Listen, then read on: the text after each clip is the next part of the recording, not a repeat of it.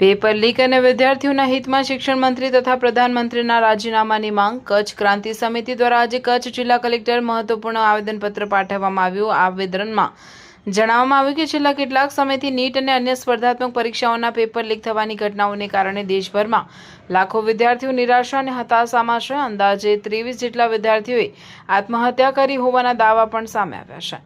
જંતર મંતર ખાતે આંદોલન અને દમન. દિલ્હીના જંતર મંતર ખાતે સીજેપી અને યુવાનો દ્વારા ધરણા કરવામાં આવી રહ્યા છે, જ્યાં પ્રખ્યાત વૈજ્ઞાનિક સોનમ વાંગચુક આમરણ ઉપવાસ પર બેઠા છે. સરકાર દ્વારા તેમની માંગણીઓ સાંભળવાને બદલે તેમની અમાનવીય રીતે ધરપકડ કરવામાં આવી અને આંદોલનકારો પર અત્યાચાર ગુજારવામાં આવ્યા હોવાના આક્ષેપો છે. કચ્છ ક્રાંતિ સમિતિની મુખ્ય માંગણીઓ: સોનમ વાંગચુકને તાત્કાલિક મુક્ત કરી જંતર મંતર ખાતે શાંતિપૂર્ણ આંદોલન કરવાની મંજૂરી આપવામાં આવે અને પ્રધાનમંત્રી તથા શિક્ષણ મંત્રીના રાજીનામા લેવામાં આવે. પેપર લીકને કારણે જીવ ગુમાવનાર વિદ્યાર્થીઓના પરિવારજનોને 1-1 કરોડ રૂપિયાનું વળતર ચૂકવવામાં આવે. પેપર લીક કરનાર તમામ લોકો સામે દેશદ્રોહનો ગુનો નોંધી 6 મહિનાની અંદર સજા કરવામાં આવે. દિલ્હી પોલીસની અમાનવીય કાર્યવાહી સામે FIR દાખલ કરી નિવૃત્ત ન્યાયાધીશની અધ્યક્ષતામાં વિશેષ તપાસ ટીમ રચી 1 મહિનામાં કાર્યવાહી કરવામાં આવે. કચ્છ ક્રાંતિ સમિતિ દ્વારા ચેતવણી આપવામાં આવે છે કે જો વહેલી તકે યોગ્ય પગલાં લેવામાં નહીં આવે તો ગાંધી ચિંધ્યા માર્ગે લોકશાહી ઢબે આંદોલન વધુ ઉગ્ર બનાવવામાં આવશે, જેની સંપૂર્ણ જવાબદારી સંબંધિત તંત્રની રહેશે, તેવું આવેદનપત્રમાં જણાવ્યું હતું. મારું નામ અંકિતા ગોર છે.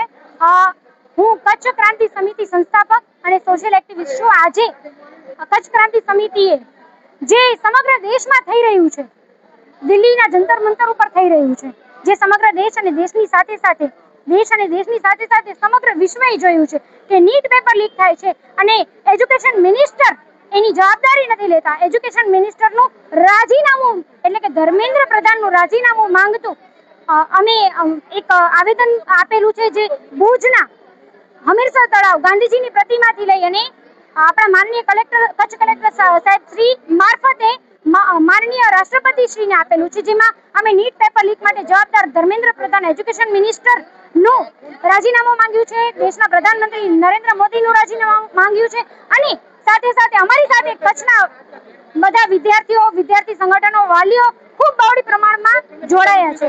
જય હિન્દ. राजस्थान की थी वो. हाँ, મારું નામ કશિશ છે. સેકન્ડ યર બીકોમ સ્ટુડન્ટ છું હું. તમે જોવો ને તો એજ્યુકેશન સિસ્ટમનો એક હજી તમને કિસ્સો કહું તો એક અમારા નામની રાજસ્થાનની છોકરી હતી, 9 વર્ષની માત્ર. એણે 4 વાર પોતાના ટીચરને રજૂઆત કરી હતી કે મને એને નુકસાન થતું હતું, કાંઈક એને પરેશાની હતી અને એનો કોઈ હલ કરવામાં ના આવ્યો અને એને મેન્ટલી એટલું ટોર્ચર કરવામાં આવ્યું હતું કે ઈ છોકરી 4th ફ્લોર ઉપર ચડી ભાગીને અને એણે સુસાઇડ કરી દીધું. તો જો આવા ટીચર્સ પણ હશે તો એજ્યુકેશન સિસ્ટમ કેવી રીતે આગળ વધશે? તો પ્લીઝ આના ઉપર પણ એક્શન લેવામાં આવે.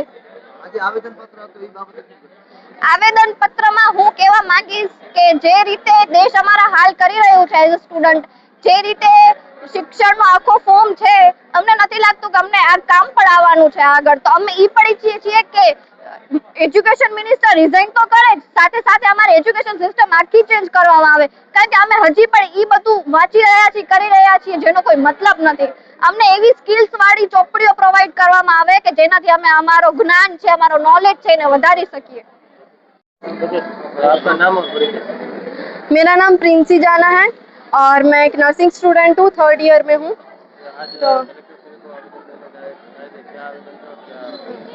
तो कलेक्टर सर को मैंने यही सवाल पूछा कि जो हम स्टूडेंट्स हैं उनके साथ ये जो एजुकेशन सिस्टम पे स्कैम हो रहा है, तो ये इंडिया के डेवलपमेंट के लिए हो रहा है? मतलब जो स्टूडेंट्स पढ़ाई कर रहे हैं वो किसके लिए कर रहे हैं?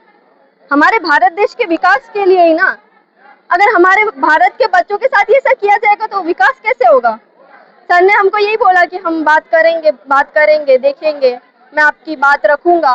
लेकिन सिर्फ बोलने से ही काम नहीं चलता ना. जब तक वो बात रखेंगे नहीं, जब तक कोई एक्शन नहीं लिया जाएगा, हम तब तक ऐसे ही प्रोटेस्ट करते रहेंगे, चाहे कुछ भी हो. स्टूडेंट को क्या संदेश देना चाहते हैं? लॉस तो जैसे देखा जा रहा है स्टूडेंट्स का ही हो रहा है, लेकिन अगर एजुकेशन मिनिस्टर और प्रधानमंत्री ने रिजाइन नहीं किया तो मैं तो बोलती हूँ कि हम सब कॉलेज स्टूडेंट्स हो, स्कूल के स्टूडेंट्स हो, फिर ये जो कोचिंग सेंटर्स जाते हैं उन सबको बंद कर देना चाहिए जाना, जब तक वो रिजाइन नहीं करते. इससे किसी स्टूडेंट को ऐसे फिजिकली हार्म नहीं पहुंचेगी और मजबूर हो जाएंगे एजुकेशन मिनिस्टर प्रधानमंत्री रिजाइन करने में।